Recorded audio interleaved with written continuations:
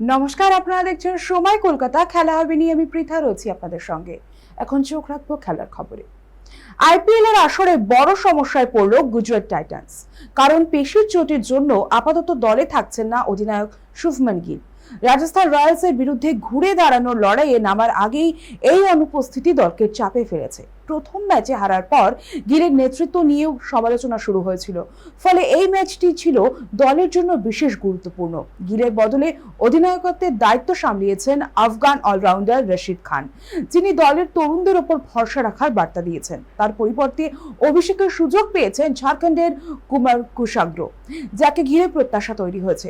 গতকালের ম্যাচে আবারও সেই জয় অধরা গুজরাতের। একই সঙ্গে মুম্বাই ইন্ডিয়ান্সও খেলছে নিয়মিত অধিনায়ক হার্দিক পান্ডিয়াকে ছাড়া, যা আইপিএল এর শুরুতেই একাধিক ভারতীয় তারকার ফিটনেস নিয়ে উদ্বেগ বাড়িয়েছে। গিলের চোট জাতীয় দলের দিক থেকেও চিন্তার কারণ হয়ে দাঁড়িয়েছে। টসে জিতে রাজস্থান প্রথমে ব্যাটিং নেওয়ায় ম্যাচের উত্তেজনা আরো বেড়েছিল এবং এখন নজর গুজরাট নতুন নেতৃত্বে কতটা ঘুরে দাঁড়াতে পারে এই দল।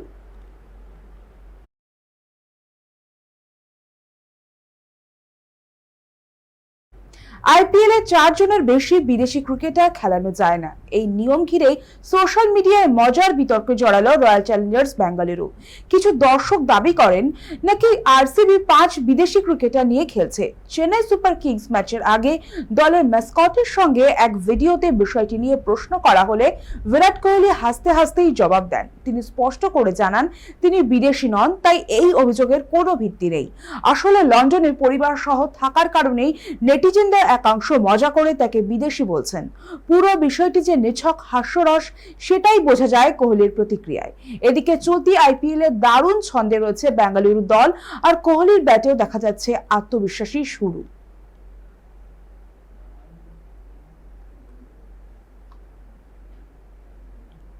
দীর্ঘদিনের টানাপোড়েনের পর ভারত ও বাংলাদেশের ক্রিকেট সম্পর্ক ফের স্বাভাবিক করার উদ্যোগ নিল বাংলাদেশ ক্রিকেট বোর্ড। রাজনৈতিক পরিবর্তনের পর দুই দেশের মধ্যে ক্রীড়া সহযোগিতা বাড়াতে আগ্রহ দেখিয়েছে বাংলাদেশের নতুন প্রশাসন। সেই লক্ষ্যেই ভারতীয় ক্রিকেট বোর্ডকে চিঠি পাঠিয়ে সেপ্টেম্বরে বাংলাদেশের মাটিতে সীমিত ওভারের সিরিজ আয়োজনের প্রস্তাব দেওয়া হয়েছে।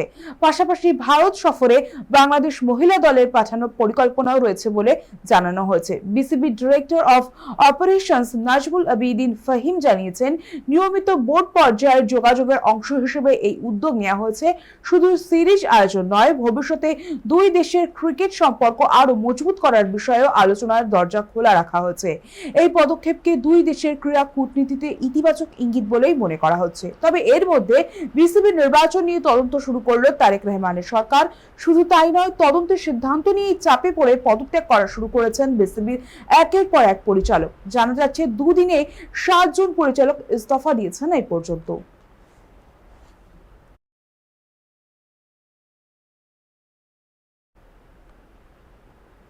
বিশ্বকাপে যোগ্যতা অর্জনের ব্যর্থতার পর ইতালির ফুটবলে শুরু হয়েছে বড়সড় পরিবর্তন। বসনিয়া হার্জেগোভিনার বিরুদ্ধে ট্রাইব্রেকার হার আজুরিদের স্বপ্ন ভেঙে দেয়, যার জেরে প্রবল সমালোচনার মুখে পড়েন কোচ জেনারো গাত্তুসো। শেষ পর্যন্ত পারস্পরিক সিদ্ধান্তে জাতীয় দলের কোচের পদ থেকে সরে দাঁড়ানোর কথা ঘোষণা করেন তিনি। টানা 3 বার বিশ্বকাপে জায়গা না পাওয়ায় 4 বারের বিশ্ব চ্যাম্পিয়নদের পারফরমেন্স নিয়ে ক্ষোভ ছড়িয়ে পড়ে সমর্থকদের মধ্যে। এর আগেই চাপের মুখে পদত্যাগ করেন ফুটবল ফেডারেশনের শীর্ষ কর্তারাও।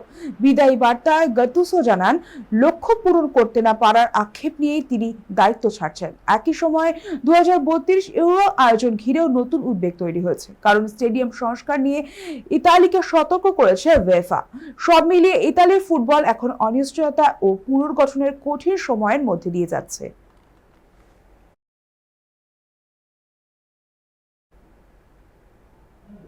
বিশ্বকাপে জায়গা পাওয়ার অনিশ্চয়তার মধ্যেই নতুন বিতর্কে জড়িয়ে পড়লেন ব্রাজিলিয়ান তারকা নেইমার।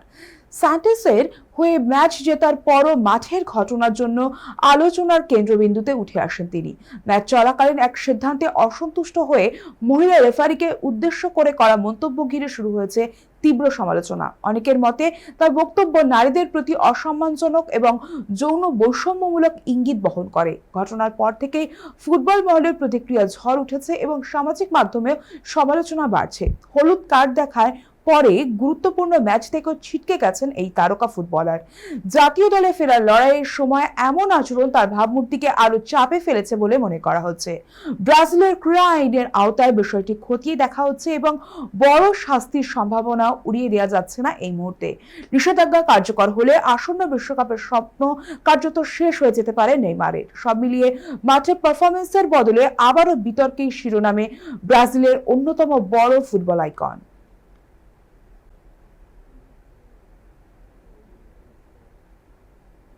খেলা হবে এখনকার মতো এই পর্যন্তই। খেলার অন্য সমস্ত খবর পেতে চোখ রাখুন সময় কলকাতায়। সময় বলবে সময়ের কথা।